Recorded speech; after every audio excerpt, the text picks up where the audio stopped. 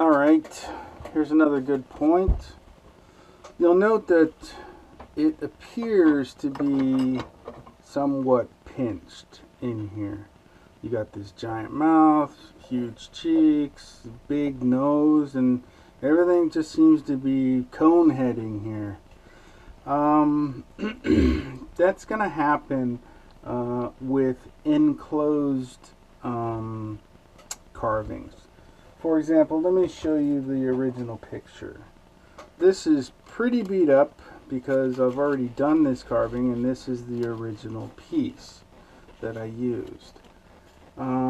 Originally, this picture was a tattoo from an artist named Eugene in Germany. And I contacted him and I asked him if it would be okay if I sculpted his work, and he gave me permission. And the original photo, let me see if I've got it here. I think you've all seen it before, but here it is, in process anyway. So, briefly, this is part of, some process during the creation of this work. So, what we had to start with was this. We placed it on here, and we can tell I've just destroyed this paper by making lines over and over again.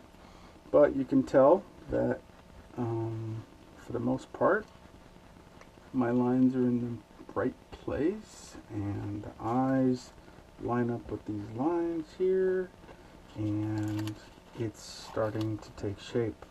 Although it looks great here, it doesn't look so hot here, does it? But that will work out. The idea here is that this carving is enclosed by the hood, and because it's enclosed by the hood, it doesn't look hardly as good as it will eventually. You'll note that in these sections here, where it's just closed off because of the hood, eventually I'll be digging into the hood at a diagonal to get more of the head to shape itself. Also, the cheeks and the side of the head will be removed.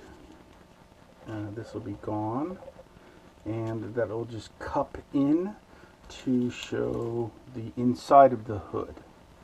Also, the hood height will be cut free, and it will be dropped down as well. That will also allow the axe to stick out quite a bit more, and also allow me to cut downward on the axe, making the axe appear to stick out at you.